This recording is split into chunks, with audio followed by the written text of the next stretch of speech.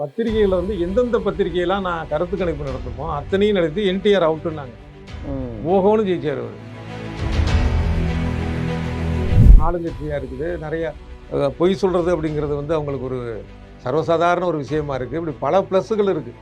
இந்த தேர்தல் முறையில் வெற்றி பெறுவதற்கான காரணங்கள் வந்து அவங்க பக்கம் நிறையா இருக்குது. அந்த கட்சி வந்து எந்த அளவுக்கான ஒரு கலவரத்துக்கான ஒரு காரணமாகவே இருந்தது, அந்த கலவரத்தை அடக்காமல் இருந்தது, அந்த மக்கள் எந்த அளவுக்கு தவிச்சாங்க, உலகம் முழுக்கல இருந்து அது ஒரு பெரிய அவமானகரமான. நான் சொல்றது என்னன்னா, பிஜேபி வந்து தோக்கும். ஆமாம், அதுக்குன்னு இவ்வளவு குறைவான எண்ணிக்கையில் அது தோக்குன்னு சொல்ல போனா அது நம்புறதுக்கான ஒரு விஷயமா இல்லை.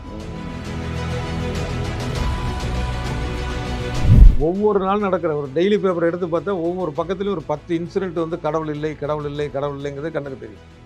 ஆனாலும் அந்த நம்பிக்கையை நம்மளால் போக முடியல.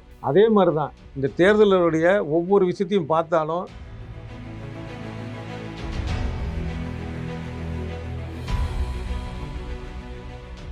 கேள்விக்கணைகள் நிகழ்ச்சிக்கு வரவேற்பதில் மகிழ்ச்சி. தேர்தல் பரப்புரைகள் பரபரப்பாக போய்கொண்டிருக்கு. இந்த சமீபத்திய அரசியல் சூழ்நிலை குறித்து நம்முடன் விவாதிப்பதற்காக இணைந்திருக்கிறார் மூத்த பத்திரிகையாளர் திரு டிவி சோமு அவர்கள். வணக்கம் சார். வணக்கம். பரப்புரைகள்லாம் போயிட்டுருக்கு. ஒரு பக்கத்தில் பார்த்தீங்கன்னா, இன்னொரு பக்கம் கருத்து கணிப்புகள் நிறைய வந்துக்கிட்டே இருக்கு. இவர் கலைஞர் ஒரு முறை சொன்னார், அவர்கிட்ட கருத்து கணிப்பு பற்றி கேட்கும்போது, இப்படிலாம் வந்திருக்கேன்னு கேட்கும்போது, கருத்து கணிப்புகள் அனைத்தும் கணிப்பு கருத்துக்கள் அப்படின்னாரு. சில பேர் நம்ப மாட்டாங்க. உங்களை பொறுத்த வரைக்கும் கருத்து கணிப்புகளை நீங்கள் எப்படி பார்க்குறீங்க? நான் நீண்ட காலமாக சொல்லிட்டு வர்றேன், இது கருத்து கணிப்புகள் அப்படிங்கிறது, அதாவது இந்த நம்மளுடைய தேர்தல் முறையே ஒரு முட்டாள்தனம். அதை பற்றி நம்ம ஏற்கனவே பேசியிருந்தோம். அதை விட இன்னொரு அந்த முட்டாள்தனத்துடைய மணிமகுடம் தான் கருத்து கணிப்பு. தேர்தல் ஏன் முட்டாள்தனம் சொல்கிறேங்கிறத புதுசாக பார்க்குற நேயர்களுக்காக ரொம்ப சுருக்கமாக சொல்லிடுறேன். ஒருத்தரே 2 தொகுதியில் நிற்கிறது, ஒரு தொகுதியில் வந்து ஒரே ஒரு வாக்கு வாங்கி ஒருத்தர் வாங்கிட்டாலே ஜெயிச்சிட்டாருன்னு சொல்கிறது, 51% வாங்கினவர் ஜெயிச்சிட்டாரு, 49% வாக்கு வாங்கினவங்க தோத்துட்டாங்கன்னு சொல்கிறது, இப்படி நிறைய காரணங்கள் சொல்லியிருந்தோம், ஏன்னு சொல்லியிருந்தோம். அதனால் இப்போ அதை பற்றி பேச வேண்டாம். இப்படி நம்ம தேர்தல் முறைங்கிறதே ஒரு மிகப்பெரிய ஒரு சாபக்கேடு, மானக்கேடு, ஒரு காமெடி அது. ஆமாம், அதை விட காமெடி தான் இந்த கருத்து கணிப்புகள் அப்படிங்கிறது. ஏன்னா தேர்தல்லையே மக்களுடைய முழுமையான ஒரு எண்ணங்கள் வெளிவரதில்லை. ஏன்னா ஓட்டு சதவீதம் பார்த்தீங்கன்னா 50%, 60%, 65 இப்படி தான் போய் தள்ளாடி நிற்கிது. அப்போ முழுமையான ஒரு வாக்குப்பதிவே வர்றதில்லை. அப்படி வராத ஒரு முடிவு எப்படி இருக்கும், முழுமையான முடிவுங்கிறது வரதில்லை. அது எப்படி இருக்குன்னு சொல்லிட்டு இவங்க மினியேச்சர் ரேஞ்சில் வந்து ஒரு ஃப்ராடுத்தனம் பண்ணுறது தான் கருத்து கணிப்பு அப்படிங்கிறது. நிச்சயமா. அது அறிந்தோ முட்டாள்தனம் அல்லது ஃப்ராடுத்தனம். தெரியாம சேர்ந்து இதை நம்புறவங்க முட்டாள்கள், செய்யறவங்க தெரிந்தே செய்தவர்கள் அயோக்கியர்கள், ஃப்ராடுத்தனம். ஒரு தொகுதியில 10 லட்சம் பேர் இருக்கிறாங்க அப்படின்னா இவங்க வந்து அதிகபட்சம் வந்து ஒரு 1 லட்சம் பேரை கூட போய் பார்க்கறது கிடையாது. சொல்லிக்குவாங்க 25,000 பேரை பார்த்தோம், 30,000 பேரை பார்த்தோம்ங்கிறது. அதனால் அதோடைய பிரதிபலிப்பு பார்த்தீங்கன்னா 199% கருத்து கணிப்புகள் வந்து பொய்யா தான் இருக்கு. உதாரணமாக ஒரு தடவை வந்து என்டி ராமராவ் வந்து பதவி நீக்கம் பண்ணிட்டாங்க ஆந்திராவில். ஏன்னா பல தேர்தலில் ஒவ்வொரு தேர்தலும் உதாரணம் சொல்லலாம். இது நான் சொல்றது மறக்க முடியாத உதாரணம். இந்தியாவில் இருக்கக்கூடிய அத்தனை ஊடகங்களும் அப்போ வந்து டிவி இந்த அளவுக்கு கிடையாதுல்ல. டிவிங்கிறது தனியார் டிவியே கிடையாது. இப்போ அரசு டிவினால அதை விட்டுலாம். பத்திரிகைகள், அந்த பத்திரிகைகளில் வந்து எந்தெந்த பத்திரிகையெல்லாம் நான் கருத்து கணிப்பு நடத்துமோ அத்தனையும் நடத்தி என்டிஆர் அவுட்டுன்னாங்க. ஓஹோன்னு ஜெயிச்சார் அவர். நிறைய உதாரணங்கள் இருக்கு. ஒவ்வொரு தேர்தலும் உதாரணம் தான். அது வந்து ஒரு மெகா ஹிட் உதாரணம். அந்த மாதிரி வந்து நிறைய நம்ம அதை சொல்லலாம். தவிர இது வந்து ஒரு உலக அளவில் இருக்கக்கூடிய புள்ளியியல் நிபுணர்களால் ஒப்புக்கொள்ளப்பட்ட விதிகளின்படி இந்த கருத்து கணிப்பு எடுக்கிறோம்னு சொல்றாங்க. இதை எடுக்கிற ஒவ்வொருத்தரும் தான் சொல்றாங்க. சரி, ரைட். அப்ப முடிவு ஒரே மாதிரி தானே வரணும். ஒரு இதில் ஏன் இந்த கட்சி அதிகமாக வாங்கன்னு ஒரு சீட்டு வாங்க, இன்னொரு கட்சி இது வருது, ஏன் இப்படி வருது இது? எனக்கே ஒரு அனுபவம் இருக்கு. நானே பத்திரிகையில் வேலை பார்க்கும்போது கருத்து கணிப்புகளுக்கு போயிருக்கோம். நம்மெல்லாம் ஒருத்தரை போய் சந்திச்சு அவர்கிட்ட அப்ரோச் பண்ணி அவர் அந்த லிஸ்ட்டை பார்த்து டிக் வாங்கி நம்ம இது பண்ணுறதே பெரிய வேலையாக இருக்கும். ஆமா. ஒரு நாளைக்கு நம்ம குறைஞ்சபட்சம் ஒரு 50 பேர் கூட சந்திக்க முடியாது. ஆனால் சில பேர் நாங்கள் போகும்போதே பார்ப்போம், சில பேர் முக்கியமான ஒரு இடத்துலேருந்து வருவாங்க கருத்து கணிப்புகளுக்கு. என்ன பண்ணுவாங்கன்னா, ஒரு இடத்துல உட்காந்துக்கிட்டு ஏபிசிடின்னு அவங்களே டிக் பண்ணிப்பானுங்க. பிங்கி பிங்கி இப்படிதான் நடக்குது. பாங்கி பாங்கிற மாதிரி இந்த பாட்டு சொல்ற மாதிரி கண்ணை மூட்டு வச்சுக்கிட்டு ரைட்டு இதுக்கு, இன்னொரு ஆமா. இதுக்கு ம். அப்படிங்கிறது உண்டு. இது உண்மை இது. அதுவும் நடக்குது தான். இன்னொரு இது என்ன பண்ணுவாங்கன்னா, கொஞ்சம் புத்திசாலிகள் என்ன ம். பண்றாங்க அப்படின்னா, கடந்த தேர்தலுடைய முடிவுகள் என்ன?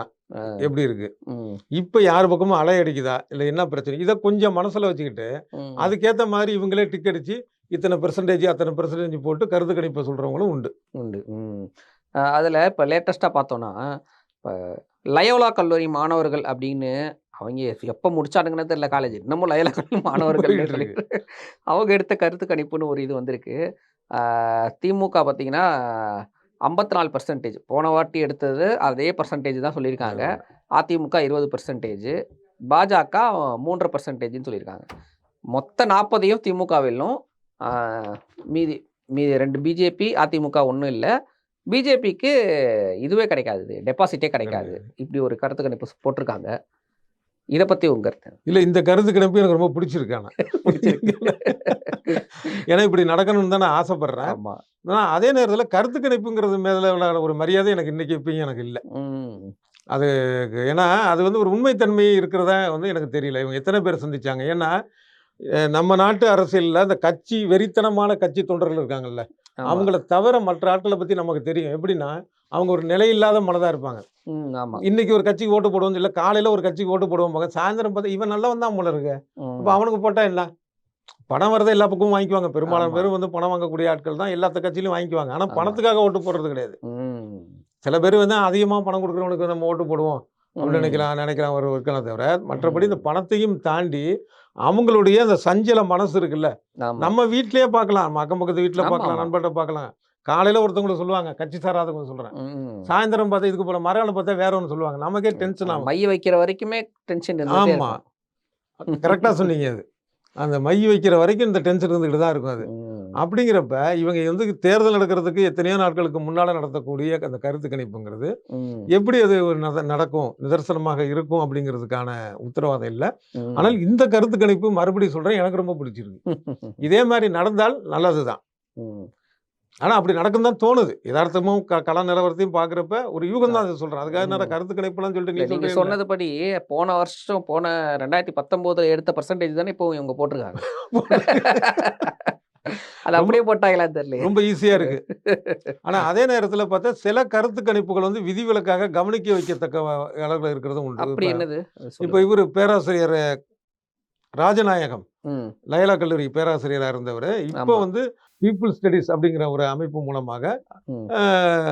எடுத்திருக்கிறாரு அது. அவருடைய மேக்ஸிமம் பார்த்தீங்கன்னா, அவர் எடுக்கிற கருத்து கணிப்புகள் வந்து ம்.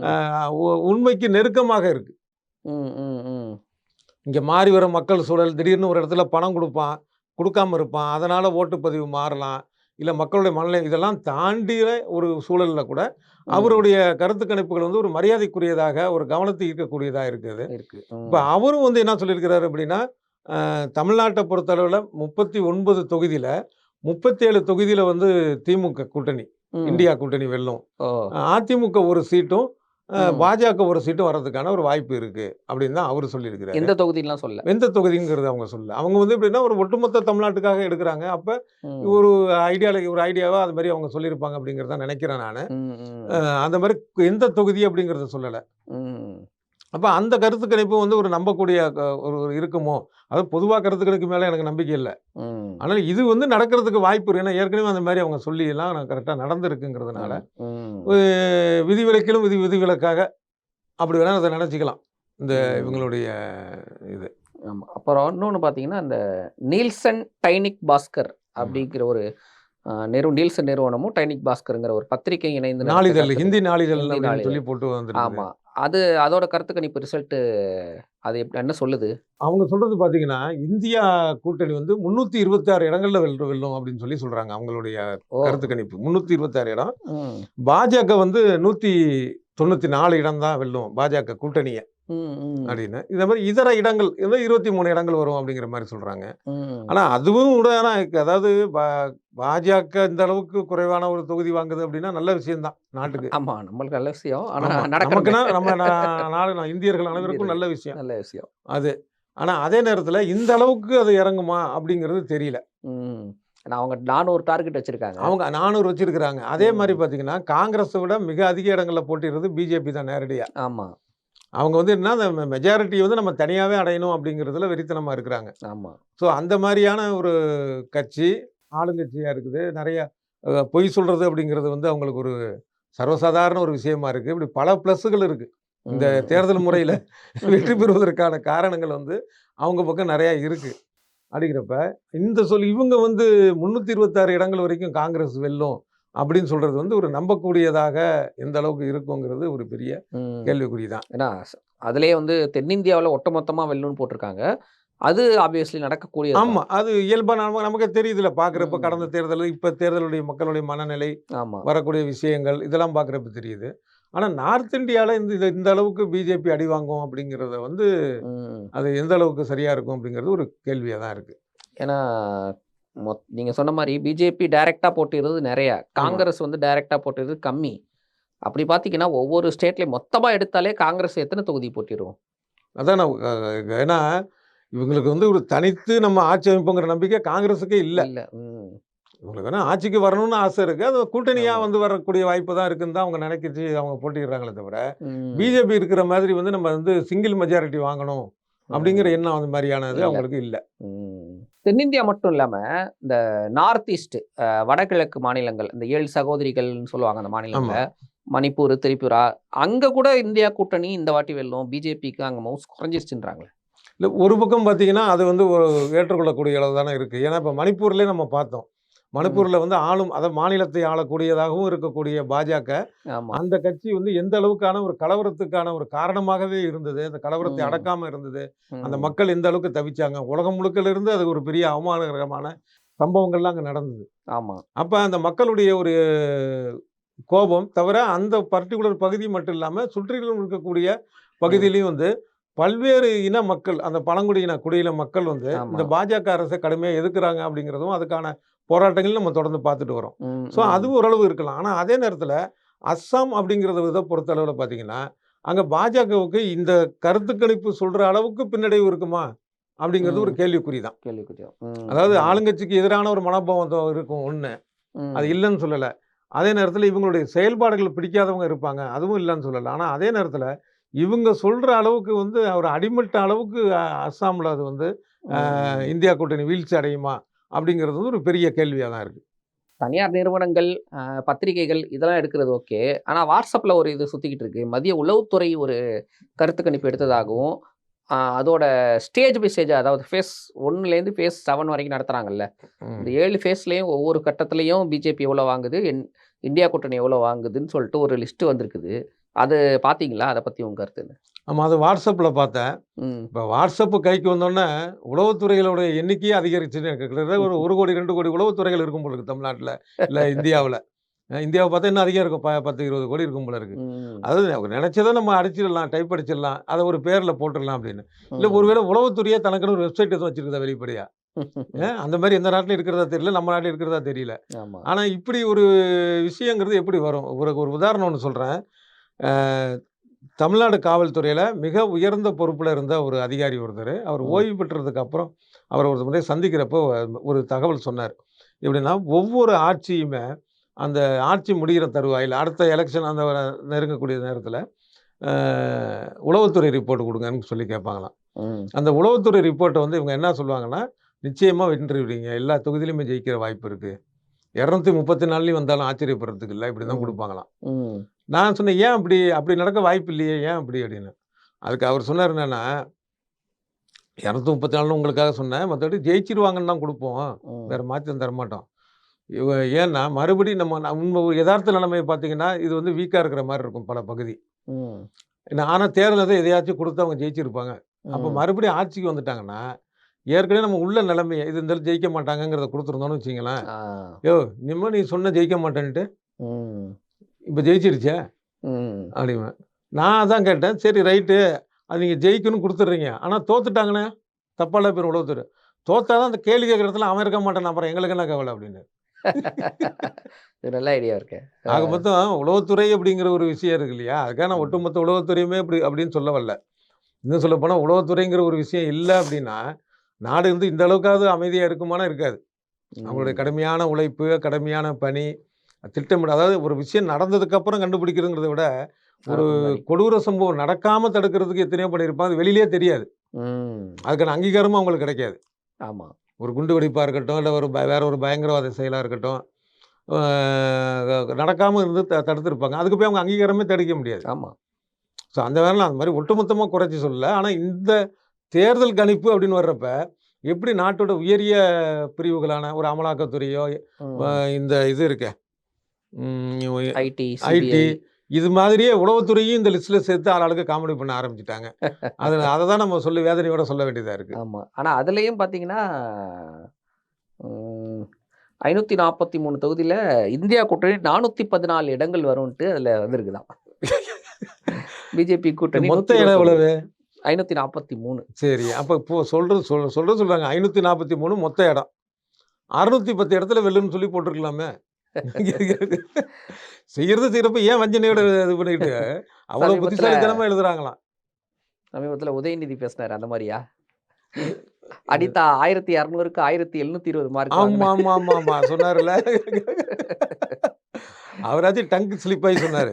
ஆனா இது மேட்ரு அடிக்கிறவங்களே, இந்த மாதிரி கற்பனையா அடிக்கிறவங்கள தெரிஞ்சே பண்றது இது கருத்து. அதாவது நம்ம தேர்தல் முறை நீங்க இப்படி தொடர்ச்சியா சொல்றத பார்த்தா இப்ப நீங்க வந்து பிஜேபிக்கு ஆதரவா சொல்றீங்களா?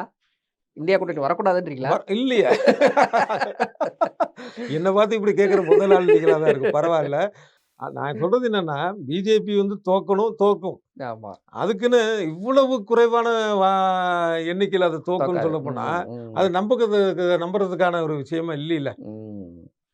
தவிர நாங்களாம் வந்து ரொம்ப நாகரிகமானவர்கள். எதிரிகளை கூட வந்து ஓரளவு ஜெயிச்சுட்டு போங்கன்னு விடக்கூடிய ஆட்கள் நாங்க. அந்த அளவுக்கு அவங்க ஜெயிச்சுட்டு போட்டோம். ஏதோ ஒரு 100 இடம் 150 இடம் போகட்டும். மரியாதையான இடம். மரியாதையான நம்ம போயிட்டு ஏன்னா 10 வருஷம் ஆட்சியில் இருந்திருக்கிறாங்க. அடுத்த எலெக்ஷன்ல நம்ம மீதி சொச்சத்தை அவங்கள பார்த்துக்கலாம். அப்படிதான் நினைப்போம் ஒழிய. ஆனா இதுல வந்து என்ன போட்டிருக்காங்க அப்படின்னா, அதான் சொன்னேன், 414 இடம் இந்தியா கூட்டணி, 129 இடம் மட்டும்தான் பிஜேபி கூட்டணியா. இது எப்படி நம்புற மாதிரி இருக்குது? அதாவது இந்த தேர்தலுங்கிறதே பெரிய காமெடி, கருத்து கணிப்புங்கிறது அதை விட காமெடி. கருத்து கணிப்புலேயே மோசடி கணிப்புன்னு ஒன்று வச்சிருக்கீங்களா, அது அதை விட இது எல்லாம் ஒட்டுமொத்தமாகவே இந்த தேர்தலுங்கிறது எவ்வளோ ஒரு முட்டாள்தனமானதுங்கிறத மக்களுக்கு, அதாவது அன்றாடம் நடக்கிற நிகழ்வுகள் எல்லாமே கடவுள் இல்லைங்கிறத நிரூபிக்கும். ஒவ்வொரு நாளும் கொஞ்சம் அறிவோட சிந்திச்சு பார்த்தோம்னா, பரந்த மனதோட ஒவ்வொரு நாளும் நடக்கிற ஒரு டெய்லி பேப்பர் எடுத்து பார்த்தா ஒவ்வொரு பக்கத்துலையும் ஒரு 10 இன்சிடென்ட் வந்து கடவுள் இல்லை கடவுள் இல்லை கடவுள் இல்லைங்கிறது கண்ணுக்கு தெரியும். ஆனாலும் அந்த நம்பிக்கையை நம்மளால் போக முடியல. அதே மாதிரி தான் இந்த தேர்தலுடைய ஒவ்வொரு விஷயத்தையும் பார்த்தாலும் இது ஒரு போலி ஜனநாயகம், இது வந்து தேவையில்லாத ஜனநாயகம், இதுக்கு ஒரு மாற்று தேவை, மக்களுடைய ஆதரவோடைய ஒரு மாற்று தேவை அப்படிங்கிறது தெரியும். ஆனால் நம்ம அதுக்கு வந்து உணர மாட்டோம். இது ஏதோ ரொம்ப சீரியஸாக வந்து ஒவ்வொரு தொலைக்காட்சியிலையும் நம்ம மாதிரி வலைக்காட்சியிலையும் டிஸ்கஸ் பண்ணுறது, ஒரு முகத்தை சீரியஸாக வச்சுட்டு கேள்வி கேட்குறது, இது எல்லாம் போயிட்டு தான் இது பண்ணிட்டு தான் இருக்கும். ஆனால் அதே நேரத்தில் ஏற்கனவே சொன்னது போல் இந்த தேர்தல் காமெடி, கருத்து கணிப்பு அதை விட காமெடி, போலி கருத்து கணிப்பு அதை விட காமெடி. வந்தே பாரத் ரயில் அங்கங்கே விட்டுட்டு ஒட்டுமொத்த இந்திய ரயில்வே துறையும் வளர்ச்சி அடைஞ்சதாக ஒரு பிம்பத்தை காட்டுறாங்க. ஒரு குறிப்பிட்ட காலத்தில் வந்து அதை பராமரிப்பு பணிக்கணும் குறிப்பிட்ட நேரத்தை ஒதுக்குவாங்க. அதுக்கு வந்து 0 ஹவர்ஸ் அப்படிங்கிற மாதிரி ஒரு பெயரும் உண்டு. அந்த நேரத்தில் எந்த ட்ரெயினும் அங்கே போகாது. அந்த டயத்தை கொடுக்கறது இல்லை.